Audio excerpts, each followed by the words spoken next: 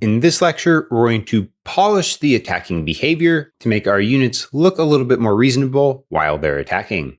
Let's start in Unity and take a look at some of the problems that we have right now. If we take this rifleman and tell them to attack, we'll see that they're just sliding to move.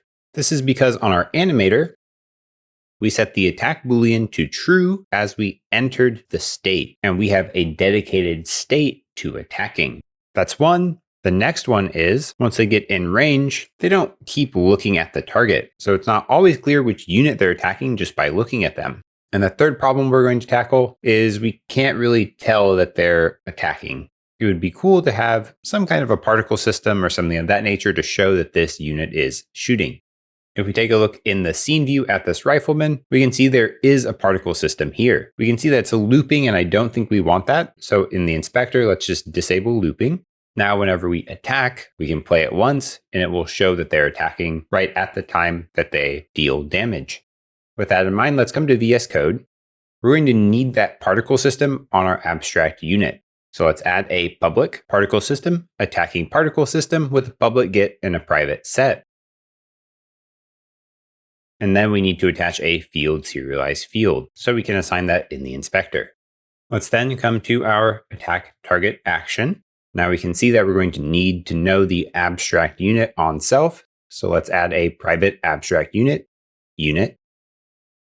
On has valid inputs, we're going to want to make sure that we have an abstract unit.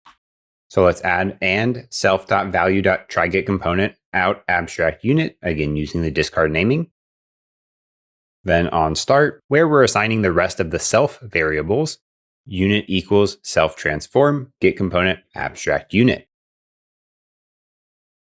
We can then come down to on update, and right here before we apply the damage, we can check if the unit attacking particle system is not null, and then call unit.attackingparticlesystem.play. That will play the particle system right as we deal the damage.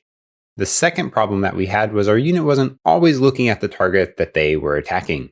We know we're only attacking if we're hitting this line here about setting the NavMesh agent is stopped. So if we are attacking, it'd be really convenient to look at our target. And an easy way to look at is to do self-transform.lookAt target transform. However, if there are height elevation differences, it can make our units look really broken. Instead of doing that, we can do quaternion look rotation equals quaternion dot look rotation. And what this does is gives us the rotation given a provided direction. So to get the direction towards our target, we just do target transform dot position minus self transform dot position. Then the result of that dot normalized, that gives us a direction vector from ourself to the target. And we also need to provide vector 3 up as the second argument to specify the up vector in world space. That then gives us a rotation indicating which direction we should be pointing ourselves to be looking at that target transform. But remember, we don't want our X and Z axes to be modified on the self transform because that's how we can end up looking kind of broken. We just want to rotate on the Y axis. We can do self-transform.rotation equals quaternion.Euler, and then we want to keep our current X and Z rotation. So self-transform rotation Euler angles X. Then for the Y, we want to take the look rotation Euler angles Y. And for Z, we'll take self-transform rotation Euler angles Z. That'll keep whatever rotation we have, and we'll just look towards our target on the Y axis. Let's come back into Unity and take a look at those two changes. Let's select our rifleman because we need to hook up that attacking particle system. This is the muzzle flash 01, which is very deep in our hierarchy tree. It's much easier to select it if we just click on it in the scene view. We'll just drag that over here to the attacking particle system. And let's say overrides apply all on the rifleman prefab.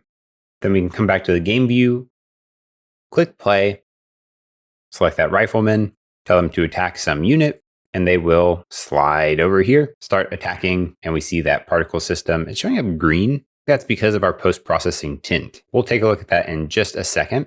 Meanwhile, let's go ahead and attack another unit. He starts looking there, and as that unit moves, he stays looking at it, and if they come out of range, he'll still chase them down. Now that's looking a lot better.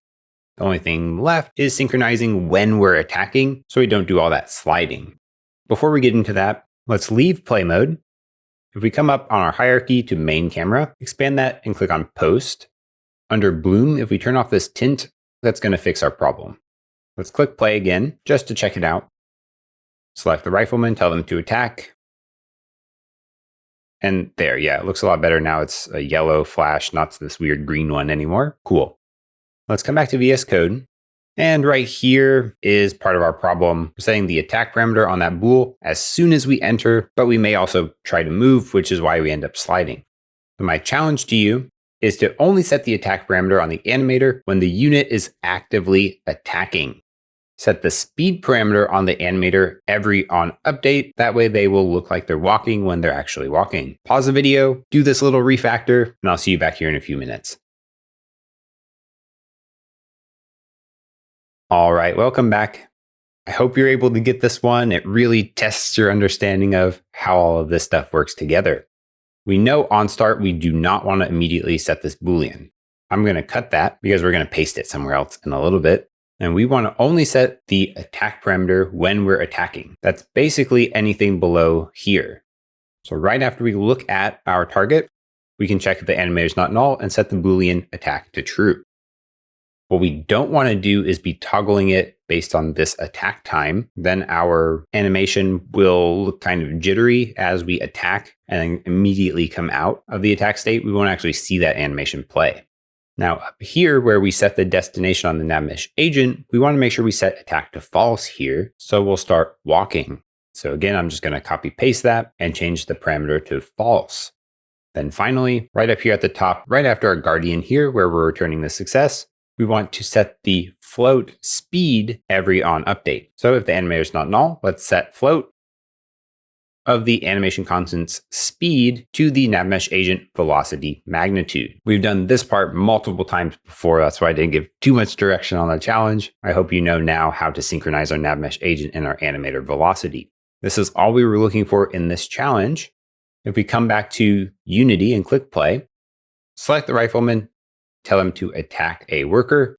There we go. They are walking over to attack the worker. As the worker moves, he's changing his direction. And once he comes in range, he performs that attack, stops the walking animation. And as the worker continues to move, we'll see that he's behaving much more like what we would expect.